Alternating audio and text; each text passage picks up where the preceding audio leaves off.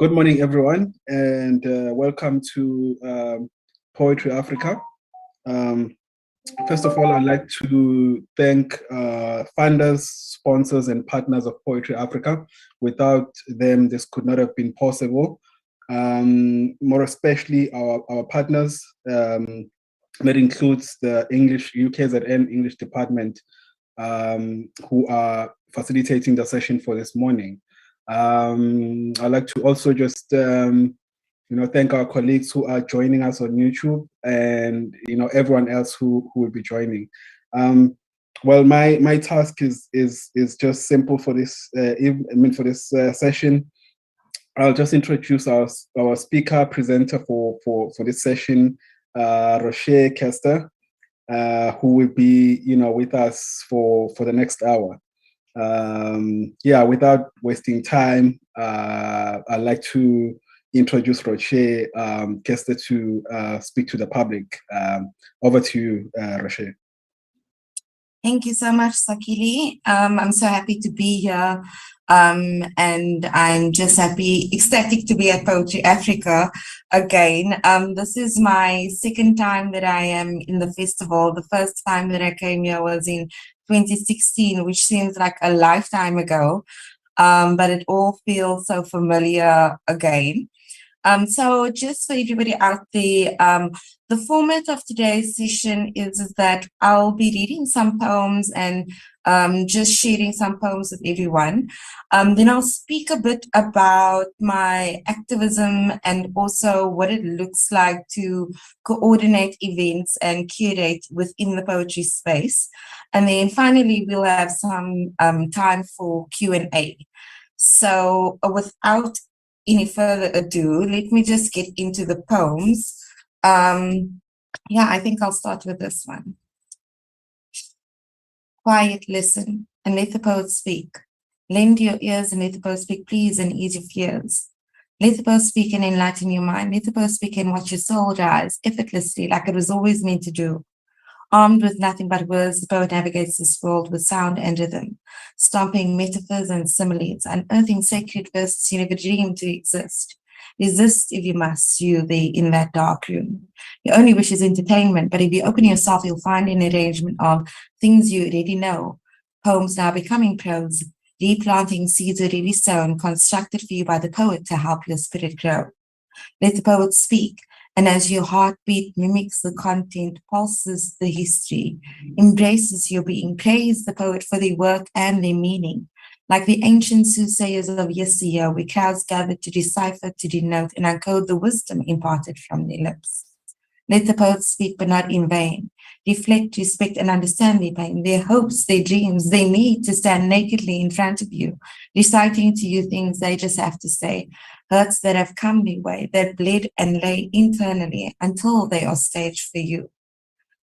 Let the poet know you agree or you disagree. Indicate that you've cognitized the rhyme, the art, the time in crafting and drafting each sentence to share with you a poem that's just so pressing. If left inside, it would fester and the poet would surely die. Let the poet speak and see nations rise to their feet. An army clad in harmony, protesters upholding banners that read down with hatred and division. Hear the poet out when you're dealing with loss. That private place that only you, God, and the poet knows. Let the poet reassure you that it will be all right, that when your world plummets and falls, just hold yourself tight to make it right. Let the poet write that draft, and perhaps not presently, but as time suspends your hurt will too, replaying continuously, repetitively, the poet's words to you. Let the poet remind you what it's like to be in love, providing those delicate images, those blissful ideologies, the belief in second possibilities. Let the poet's words dance in your joy, arc the corners of your mouth, recounting the preciousness of your life. Let the poet speak. But dear poet, when they let you speak and tweak their minds, be wary that your words can ignite or spite, heal or deride with every word you recite. If you are the poet, honor the privilege, the platform, the hour. Devour each passing moment they let you speak, eating their time like your last meal. Intend to let them feel the best way you can, where you are the poet, and though they may not know it, they were always waiting to hear you speak. Thank you. So the next poem that I'm going to do is called Tonganilong.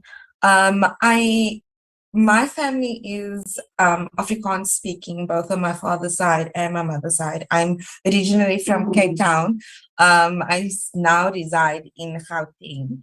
But in the Western Cape, like there's such a large contingency of let's say black, brown folk who do speak Afrikaans. And it's always been such a contentious thing for me in terms of taking ownership of this language, because mostly people also just assume I'm Indian, which I'm not. I'm mixed race or colored or, of Khoi and slave descent. And for me, when I went to primary school, I just annexed this very standardized version of speaking Afrikaans.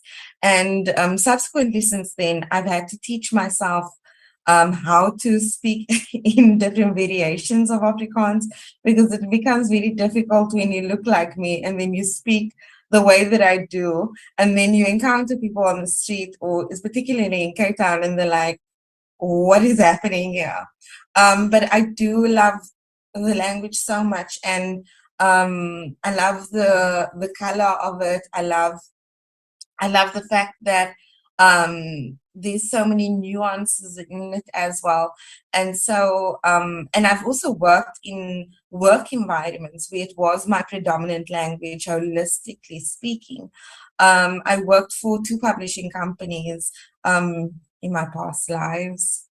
One being LAPA, which was Lees Afrikaans, Praat Afrikaans. So it's literally all books to do everything's published in Afrikaans, and I worked specifically in the schooling sector there, where we brought literature to schools and we sold them to schools.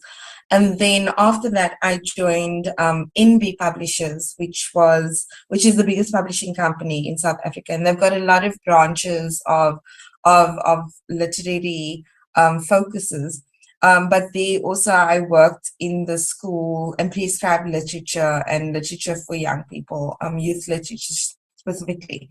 And it was a dream job for me, because as someone that is a complete nerd for anything literary, I got to meet some of the authors that I'd seen on shelves, and now I was able to take them to schools, drive them around, encounter them, have conversations with them. So it was a really exciting time for me. But then also, there's this environment where I'm like the only brown person working in the Cape Town office. Our head office for LAPA was in Pretoria.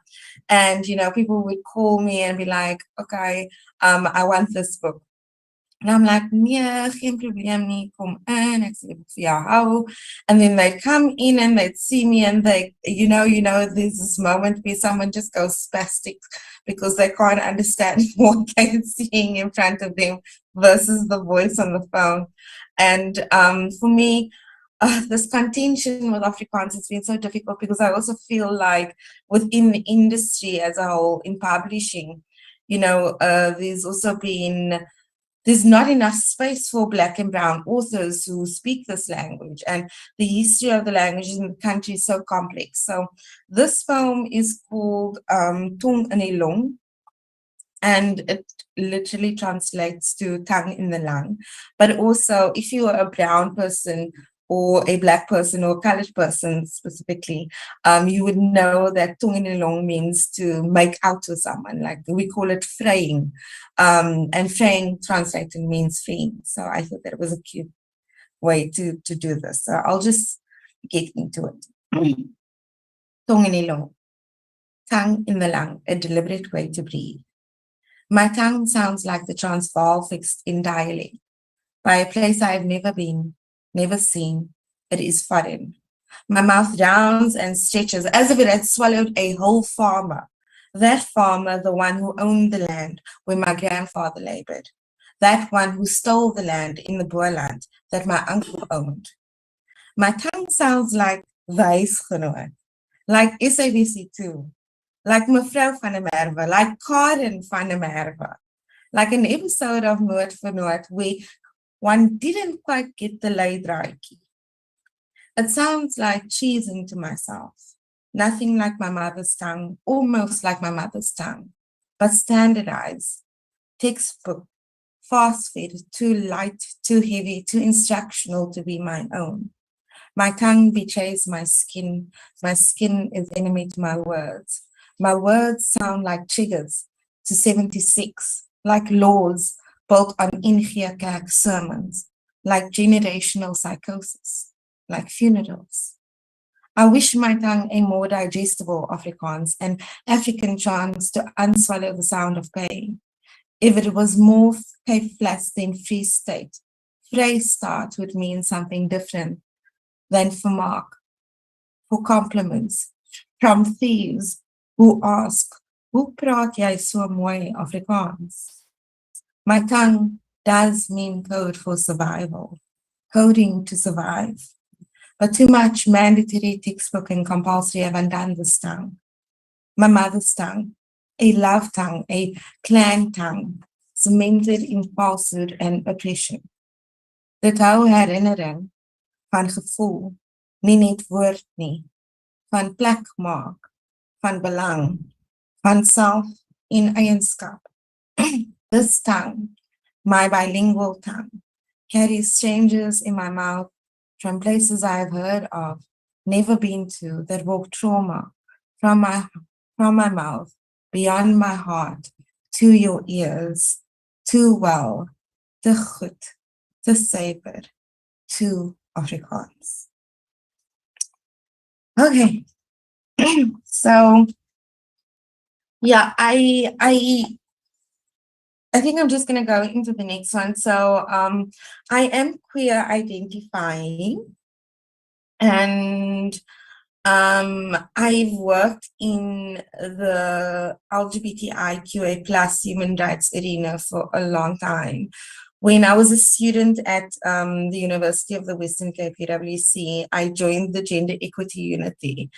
And it was, I worked in the HIV unit first, and we did peer education. And there was a component that was called AIDS Act. And so naturally I gravitated toward that because it had arts component. But then I joined the Gender Equity Unit, and they also had a kind of well, they called it artivism at the time, component. And there was a play called Reclaiming the P Word, which was in essence a South African version of Eve Ensler's Vagina Monologues. P standing for puss. I'll do that poem later. I'm just giving context to the activism itself. And so, you know, I joined the Gender Equity Unit, and I think that was the first time that I encountered, well, I'm lying. No, I was queer in high school as well. But, you know, that was kind of like a safe space, a holding space for students at the time who were diverse in sexual orientation and also gender identity. And then subsequently after that, I was invited to be part of, well, while I was being a poet and doing poet things, they interviewed me on the show called The Salon on Bush Radio 89.5, and then they asked me to be a host of this radio show. And subsequently, I think for about 2 years, I had then hosted this radio show called The Salon, where you get your views, your gale, and your life, alongside a friend of mine, Eugene Matthews. And for a long time before that, I really struggled with internal homophobia. You know, I came out at about, well, let's say I was outed by letters that my mother found, and she's like, you can't be gay. And so I was like, okay, I can't be gay. And then I was like, I'm not gay. But when I joined the salon, it was such an interesting experience because week after week, I was able to, you know, engage people from the LGBTI community. And we would unpack everything from being drag queens to pageant queens, hate crimes, the work that the NGO sector does, you know, just in general, the events and artists, we showcased everything. And within that space and arena, it also served as a safe space for me. And I then again, you know, got the bravery to be like, okay, I am the thing. I am queer. This is who I am. And I then started, kind of managing this internal homophobia for myself. And subsequently after that, I was involved in this course by a NGO called Triangle Project, and they had this political course where we had individuals from all over South Africa that were doing activist work, and basically they were training us on how to, engage in strategies and advocacy strategies to ensure the, progression of LGBTI rights. And then, ironically, in that training, the political party COPE had come to visit us, and they engaged us. And in that session, a friend of mine was very vocal about issues, and they offered her a job, in the political party COPE. And while we were doing all of this entire course, there was a election campaign, and I was the campaign manager for my group, and we won because I'm brilliant. But then also Jabu, my friend who had been offered the job, she's like, she can't do it. She's already, tied up in something, but she thinks that this would be great for me. So I went for the interview, which was about 5 hours long, with the top 6 of this political party, and I got the job. And when I was working at COPE, I basically was the media liaison for the political party, so the spokesperson, so to speak. And it was interesting because they had taken out a particular piece of legislation called the Civil Union Amendment Bill. And so this bill was within our constitution. Let's say the Civil Union Act allows for same-sex marriage, or rather same-gendered marriage, which is the correct terminology. And there's a clause within the Civil Union Act that said, by means of conscientious objection, individuals that work at Home Affairs can choose whether or not they want to marry same-sex couples. And this became a huge issue because now you'll go to a Home Affairs in the Eastern Cape and they're like, no, we don't do that here. They need to travel, or for instance, they'll discriminate against same-gendered couples. It's really interesting to work in that arena. Eventually the bill did pass, so it was great for me because I felt like I'm part of the fabric of the country in helping to create awareness around these issues. And also I had a lot of connections and a lot of relationships with LGBTI persons, not just then in the Western Cape, but throughout the country, because of this political training that I've been in. And so eventually the bill passed, and now we no longer have the Section 6 in the Civil Union Act, and you can go to any Home Affairs to get married. And if they discriminate against you, let me know. I'll back you up. But subsequently, after Parliament, the elections came up, and we were advised basically to get other jobs because it was a very small political party. They only had 3 members of Parliament, and it gets tricky with the election and then salaries and employment. And so I applied for this job in Pretoria at an organization called Out LGBTI Wellbeing. And I worked there for about 2.5 years. My job title it's very sketchy. I was a hate crime manager. I know it sounds like I was managing hate crimes. But in essence, what it involved, apologies for the knocking of the sound. I think they are building at this hotel. And I don't have earphones at the moment, but let me soldier on nonetheless. So subsequently, working it out, I dealt with the discrimination of LGBTI persons, like the physical hate crimes, sexual assault, violences, people that were beat up, etc. And then also microaggressions in terms of, just verbal discrimination, misgendering, etc. And there was a lot of work that went into that position, like advocacy strategies, media visibility, engaging with government to ensure that policy and legislation was perpetuated. And it was very trying work because there's a lot of trauma involved in that work. But of course, the community is also vibrant. And so it was great because all of my colleagues were also queer. So it was like another homecoming. And then after out, I applied for this position in the government. And so I currently work in the Office of the Premier as the director of the LGBTI Directorate there. So our job is to ensure that there's an oversight of government departments and that there's a mainstreaming of LGBTI rights in terms of service delivery, visibility, and also just inclusion in the province. And it's the first of its kind.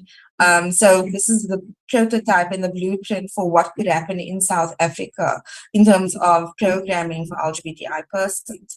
It's a lot of pleasure because all of the gays are watching me, but also it's such a great opportunity to know that this desk exists because we need this eventually, and hopefully we'll move toward a point of like complete inclusion. So I just wanted to give some background as to the work that I've been doing, but also, being a queer person myself and my struggles. And I'm still in the midst of writing so many poems that deal with my struggle with orientation. But this is one that touches on it a bit. So I just thought, let me get the LGBTI framing or put it in context as well. So this is called Almost 100. When I was 15, I won the prize for history in my grade. I knew 91% of the history they had taught us, demanded a remark when one paragraph was marked unjustly. In parrot fashion, I recited this history I had been taught, word for word. Elephant memory always did well in Africa. My father was my teacher. He liked history, facts. This became a battle of intellect. But he had spawned an offspring he would seldom understand. My vocabulary was too vast for him, he said. He requested simpler linguistics. Here I wish I spoke only Afrikaans, om meer ernstig voor te kom. But Daddy, we have lived two different histories. My era permitted singing, I am every woman, though we were taught that you are the man of the house. My childhood was clad in black. They called me Kaffa Poppy, black doll, modeled then undone, every time you used the word darky. I was Serafina. I only knew songs of freedom. You are happy to just be freed of the struggle in this warped democracy. This freedom is enough for you. You hate injustice, but still vote ANC. And you always say, do not criticize the president, it will hurt you indefinitely. I loved a girl, loved her. I was young, but I knew I loved her. In every relationship, I now have to come out. I have to disclose. And in our home, this communication is unsung. This elephant visible under the carpet, but ignored. I wish you had paid witness to the way I argued ethics in my first year of university.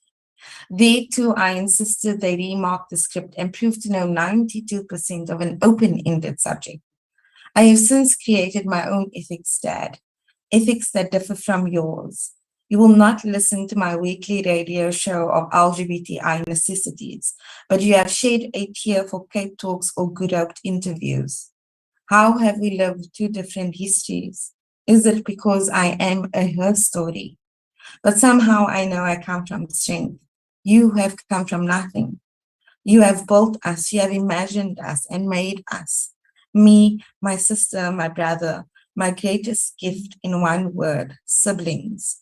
Some of our family still lives in nothing. Some of them always will. By means of your God or mine, you have made a home for our family. We are something. We are not perfect, but we are something. You love our mother. You love us. Here lies story in courtly love, a romantic love, a weekly drove my bicycle over the bridge to visit your mother in a lounge through poverty and crime kind of love. It is hard to decipher if your love for me is selective. Do you only love the parts of me that reflect you? Do I only love the parts of you that reflect me? Will we ever love collectively, unconditionally? Do you still tell your colleagues the convention? Will you remain hush on the revolutionary? I wish our histories and ethics could meet at the same space to affirm that we are akin after all. Until then, the history of this story will always happen until there are no longer elephants in the room. Okay, so another poem, colorism is a huge thing in the colored community. The lighter you are, and there's like this. Well, I suppose it's a stratification in essence, the way that apartheid was set up anyway. It's almost like they co-opted colored people to be oppressive to Black people as well. And, moving away from that narrative of like colored people being an actual tribe, a clan, a Black clan in South Africa. And so you'll often hear colored people say, like my surname is this, I have Dutch or German heritage, which is true. But I mean, like, you're melanin though, people. You're melanin. It exists. You can't escape it. And it's so interesting. I'm the darkest individual in my entire family. And when my sister was born, she came out like a snowflake, like she was very light of complexion. And apparently the first thing I had done when I saw her was like grab the Johnson's baby powder and just like throw it all over my body because I wanted to be white. Ridiculous. But subsequently after that, as I grew and I went to university, and I'm like, and UWC is a very left university, so there's a strong embeddedness of this radical Blackness, and then coupled with the fact that I was at the gender equity unit, and it's just like this radical Black feminist agenda as well. I was just like, why was I self-hating all this time? Like, I love who I am now. I love every part of being dark-skinned. I love every part of what it means to be, to be like a secret weapon in terms of intellect and in terms of being a change maker, and also then holding spaces for people in various capacities. And I then wrote this poem called Black as a homage to my own skin, but then also to everybody that identifies under the banner of Blackness. So this is Black. Why are we so scared of Black? Is it the moving, the looming, the fear that it might attack our minds, our souls, our skin, trickling, etching into our being, leaving the mark of despair? Fair, all we aspire to in the color of this continent is Black, a Black thread connecting from Cape to Cairo, but still, denotations and connotations grow, and old beliefs are not let go of Black as a savage force seeking to control. Black, the color of coal and oil, which gives rise to economic science. But yet we deny that Black supplies our roots, a mold of a people of early times, of unity, simplicity, when all that existed was Black. Black, Black, I am Black. I wear my Black and I swear my Black. I track my Black skin and see in it creates retold, past spirits unfold in the widely being Black. I embrace my Black and let it envelope me like shadows attached, loud, proud, because Black don't crack. Dark is lovely. Black is beautiful, mysterious, yet definitive, not abstract. But the name of Black has been blackened by Black people who have driven back the name of Black. We Africans seek to be South Africans. Black is colored lighter and colored is colored whiter. All out of spite for Black. And every definition of Black has become abject. Black hole, Black sheep, Black magic. So tragic that we are so scared of Black, Black looming, Black moving. A sordid past we reenact when we deny our heritage of Black.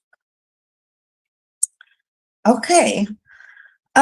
So I do want to touch on another topic, and that is, the way women are treated gingerly in this country.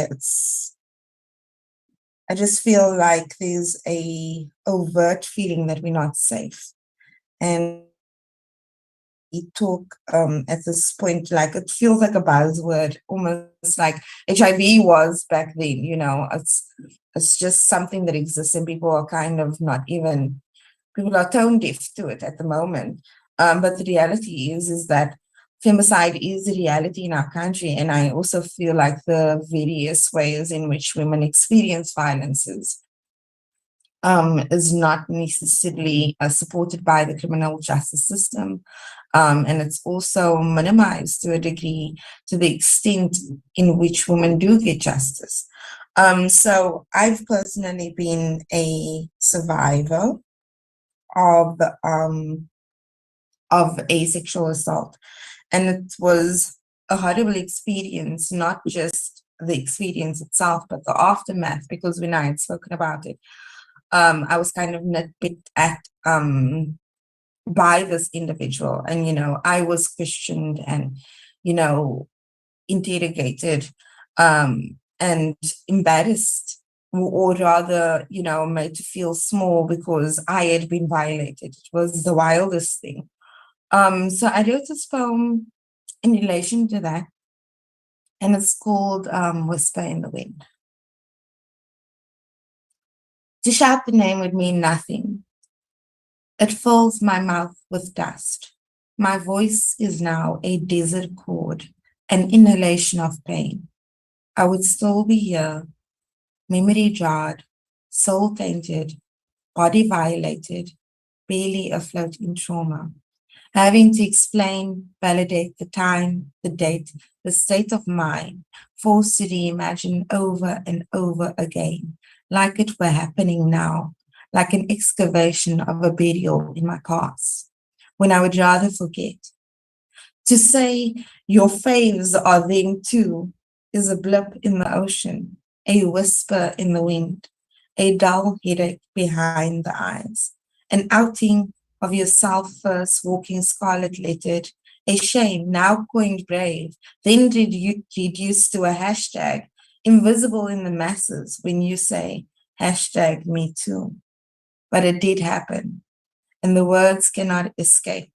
It hurts the throat, it violates the mouth, it desecrates everything. You maimed them free, celebrity nor national news, just statistic. The allies that would avoid your name like a plague, like it never happened, like you made it up, like the truth is only held in your ribcage, like your lungs still inflate the same. They do not. So you try to forget, you just try every day, but no one will let you, parading pain like each story is the same. They make you a whisper in the wind. So you won't, you just don't breathe too loud, you make no sound, hoping it will expel itself someday, somehow. So I've got another poem on the same issue. And,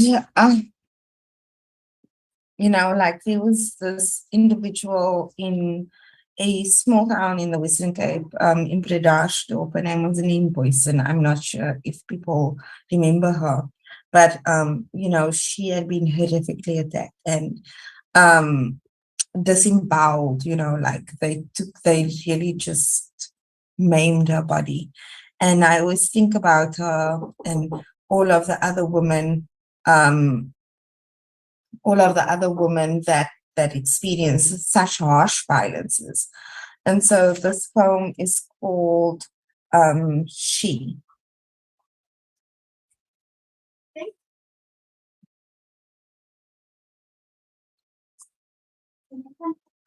Later, housekeeping.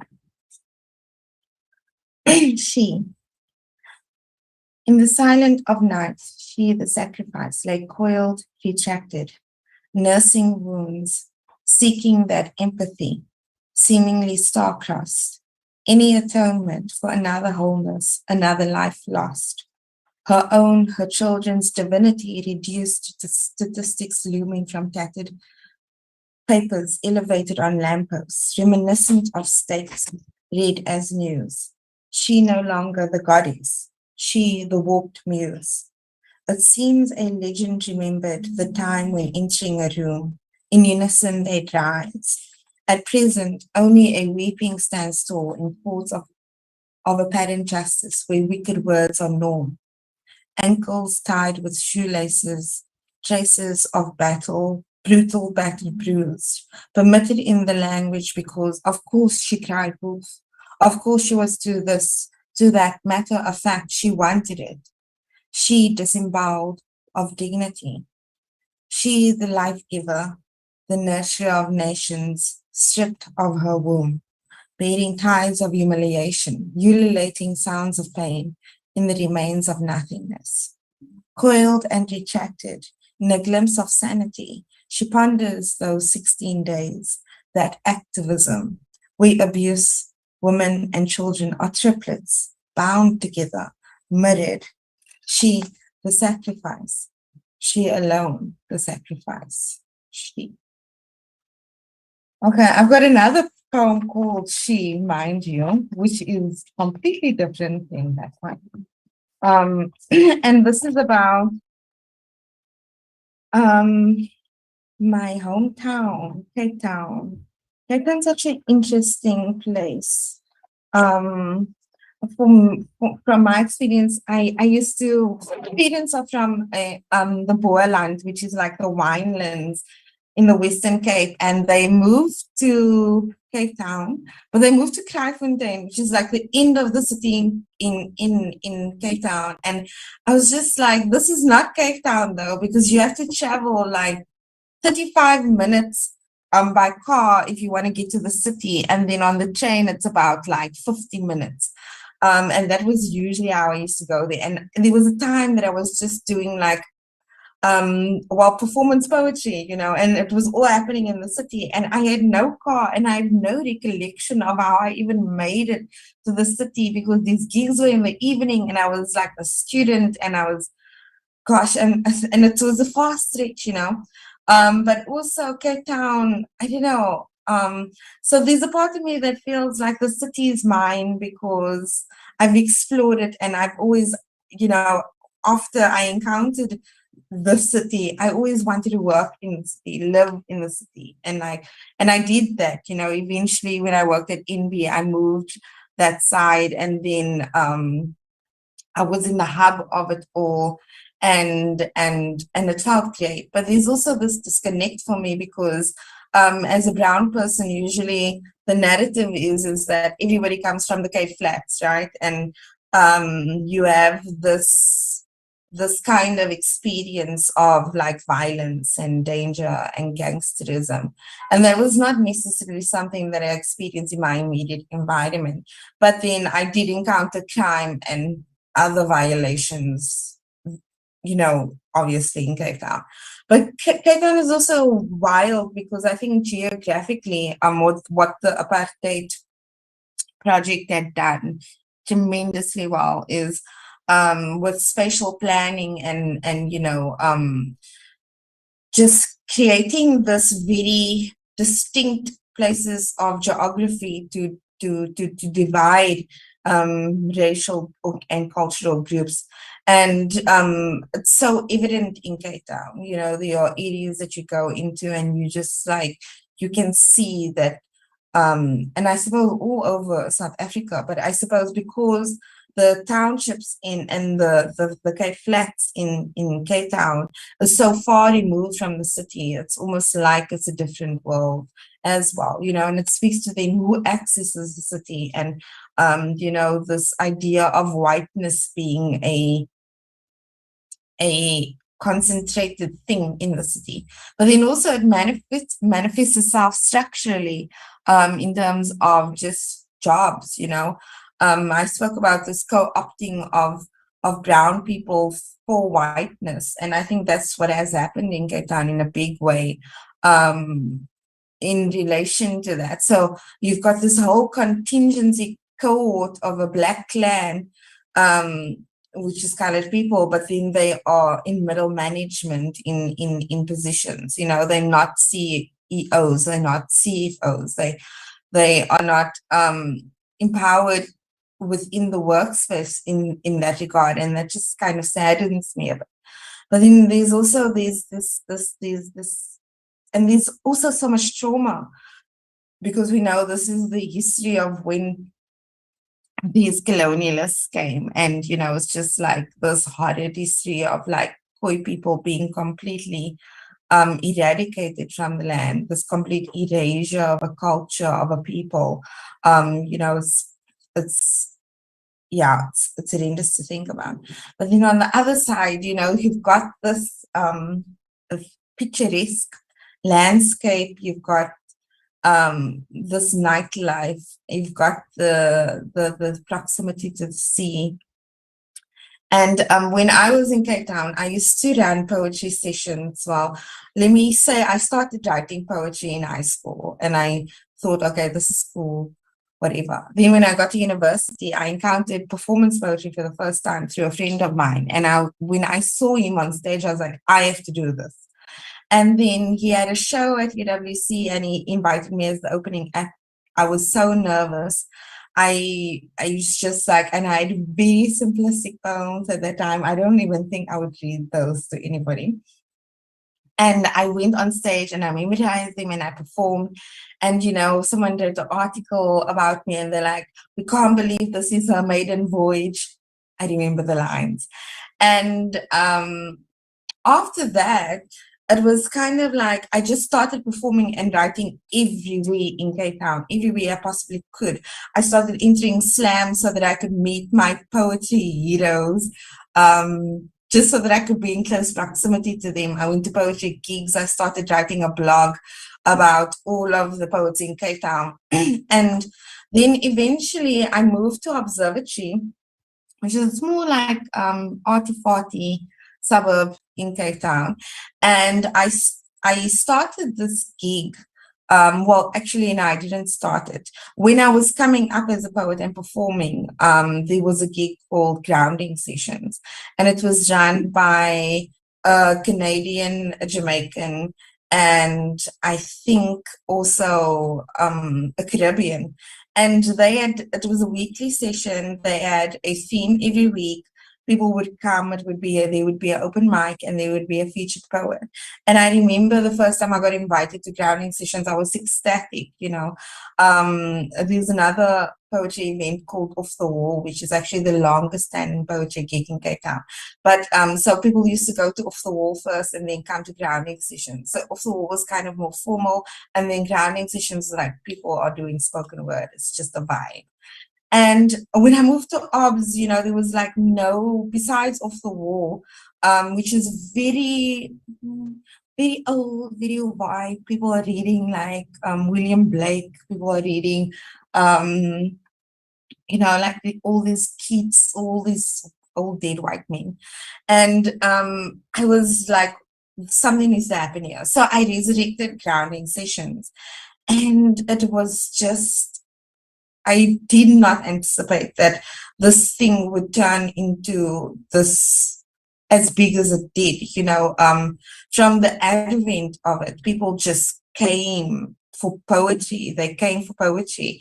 And I ran that gig for about 3 years on a weekly basis with no budget. My sister designed my posters for me because she has graphic design skills. And so what we'd do is like every week we'd ask the audience for a theme, and then they'd give the theme, and the next then the theme is announced to everybody, so people can write to the theme and come share on the poems on the theme. But also I had a featured poet every week. And because I didn't have money to pay these individuals, we kind of did like a group sharing situation. So we take like literally a bucket, passed it around the audience, and from that amount, the featured poet would be paid. And 3 years I ran this thing, and we moved through various places in observatory. From one video started at the Gauze, then moved to a place called the Armchair Theatre. Then I moved to a place called the Drawing Room. Then eventually I ended up at Ganesh, which was next to Tagores. And people came through for poetry. Like, we were a community, and it was beautiful, and it was sharing. And when I tell you, I've seen a lot of poets in South Africa, believe you me, because then what had happened subsequently was, now people, when they come to Cape Town, it's like, where do we go to perform for poetry? And they're like, okay, let's contact Roché, right? And then they come from, it was basically like a port. The grounding sessions became like the stop of where you would go. So I know poets from all over the country, because most of them have been on my stage. So even here at Poetry Africa, the people that I'm here with now, or the poets from Joburg, I know them all because they've all come through the stage. But then also it became an international platform in that regard. It's like, when international poets come, they would also, I feature them as the featured poet. And so I know a lot of international poets through this platform as well. And later it evolved to beyond myself, because then I was being asked to curate festivals. And so with the Open Book Festival, one year I curated the entire poetry program in conjunction with the organizer, Frankie Murray, and just coordinated everything, the slams, the panel discussions, you name it, we did it. And I was also subsequently asked, by the McGregor Poetry Festival, which is also in the Western Cape, the Franschhoek Literary Festival, to put together, these very curated shows. And so that was like a very interesting time, because I was just organizing and trying to add to this culture of spoken word, and add to this culture of normalizing poetry to audiences. And, there's so many people around the country so many poets that say, like, if it wasn't for that, I don't think I would have become a poet. Or a lot of audience members that just hold onto this time capsule as something that was so sacred. And yeah, and that's what it was, right? And so when I think about Cape Town, I think about poetry. It's this very intermingled feeling of it all being the same thing. And I haven't really been performing that much in Gauteng, because I've been so focused on the human rights agenda of my life. So being here at Poetry Africa is just reinvigorating and inspiring, and it just makes me feel like I've got that community back again. And my life was poetry every single week. It's what I did. It's what I just breathed poetry. So this is a poem called She Be Poetry. She be mountain, she be sea, she be corrugated iron, she be poverty. On a 45-minute train ride from the northern suburbs to the city, no third-class ticket, unemployment or jail time, the penalty. She be hoping to beat the system, she be trying to make a living at a loss in a city selective of visibility. Her ancestry only ghosts lingering in memory. She be sackman, she be sage, samosas on discount, sex workers fighting for rights. She be chewing the shorthand of policy. She be klopser, she be drag queen, yes, queen. She be Christmas lights in Adelaide, heritage in Buitenkant, she be silence along sea. She be pride, she be protest, plagued by nympholepsy for land. Too irate for pristine, too secular for church, too mindful of structure, too obscene for convention. She's been done too wrong and loved too strong to know that mountain, sea, corrugated iron, poverty, the place where clouds gather is her poetry. She be underground hip hop, she be piano bar jazz, long street nights laced on a summer beat, trying to legalize weed, down Babylon, burn Babylon. She be observatory, Trill Street. She be Ganesh, the gauze, previously a touch of madness, but turned the corner to land on Nuttall Street.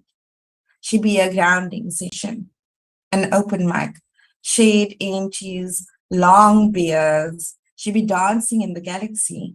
She be community, solidarity, the place where clouds gather. A four-piece Gatsby. She be you, she be me. She be poetry, a place of peace. She be poetry. Okay, so I think I'm going to do one more poem and then I will allow for people to interact with me because time is, I can't believe it's been 50 minutes so far. But yeah, so I was talking about reclaiming the P word, which was like the South African versions of vagina monologues. And at the time, I was trying so hard to get into this play. I had seen it for the first time in Grahamstown. And I was like, this exists at my university because we didn't really have an arts department there. And so, you know, any kind of art that you could find or master, you like clung onto it. And I told my friend when I saw the play for the first time, I'm like, I'm going to be in this thing. And so I wrote this poem so I could be in this thing, but this poem has also then taken on a life of its own in feminist activism and various spaces and just propelling certain opportunities for me. So this one is called Premium Puss. Give it up. What do you mean give it up? Give her up just like that. Disregard her as if she deserves no respect. Just to inform you, they're only giving up liquor when I'm secure that the language is pure, and even more so that every part of me is sure. Now, don't get me wrong, I'm not prissy or pompous, but my pussy needs fluent talk. Passionate, poetic, articulate conversations, soulful words, powerful chatter, an art of rhetoric consisting of intellect and mutual respect because these lips don't speak to just anyone. These lips are not to be shouted at or imposed upon. They come with assurance, you know, natural lubricant, a poised predicament, a tight lipple slit. I'm talking about premium puss. Top of the range, not to be exchanged with vulgar language, satisfy only menacing. No profanities are allowed when speaking to her. No jabbing conversation that is short-lived and lacking in content. The words have to be well spent, eloquent, well expressed. Now I know and I've heard that the initial conversation is not that inviting, not even enticing, awkward, unstable, even a bit painful, but I choose the love would understand. They'd approach me with a murmur, a whisper, listening to the quivers of my body's rhythms. Their voice would be sensual and smooth, no babbling or sentences that are misconstrued. They'd prove themselves a cunning linguist, await my call, my indication that I'm pleased with their stimulation. And yes, it may be a mindful fantasy, but the reality is I've got standards. This coochie has standards, and this is our speech. So no, I'm not full of shit just because I won't give it up. And no, I'm not a self-righteous bitch who thinks purity gives moral security. And no, I'm not going to die with my virginity. And frankly, I don't give a damn if you call me a bitter hag and say that I can't get a man or a woman. It's a choice of quality, because not any Tom, Dick, or Mary is going to infiltrate the sanctity of my punani. So if you feel that you have to do too much talking to get to her, get to walking, sir, because her and I, we fine without you. Thank you so much. So I think if there are any questions, we can go ahead with that. Okay, so there are no questions yet. I'll just give it a few. I think maybe I did speak a lot and gave overt information into the context of my life and the poems, but please feel free to ask any questions.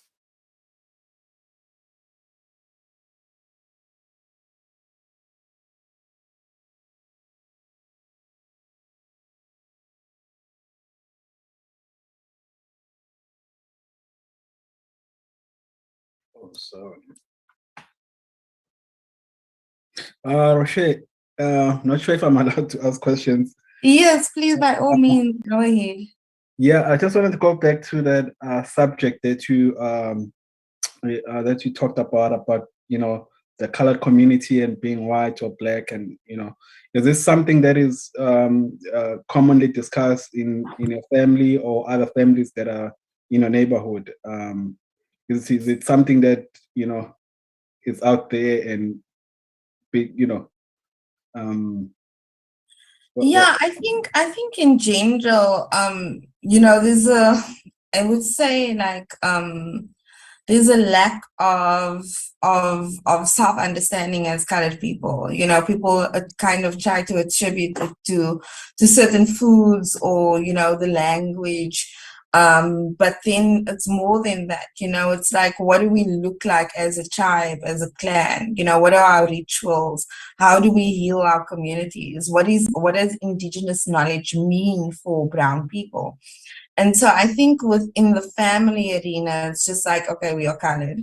But I think there's a huge cohort of individuals that are definitely pushing for this, this education around indigenous knowledge systems for brown, specifically Khoi people, and that preserve this history as well. And it's difficult because if you live in a country like South Africa, that firstly doesn't colored in itself is an apartheid term, so a lot of people have a disassociation with the word. And then also, if they don't necessarily teach the nuances of brown people, the slave narrative, but also the fact that a lot of people were born out of, sexual violence. And then also indigenous people that existed on the land, and that cumulative narrative, it becomes difficult. But in families, unless you are the activists, I suppose not so much, but there are definitely people that, and particularly artists in the Western Cape, that are cognizant of this and, perpetuate this education around brown people. There's an entire play and a movement called Afrikaans, where they unpack exactly the history of colored people, the language, and like the fact that Afrikaans is a black language. The first Quran was also translated the first manual was a Quran that was translated in Afrikaans and giving you that kind of information. So that's kind of where we are at, and it's difficult because I think it'll take a long time for the country to also delve into these narratives, never mind just the people who are within the culture. So yeah, thank you for that question, Sakhile. So Tulani, I see, has said that this was very thought-provoking. Thank you, Tulani. Do I have an anthology in mind?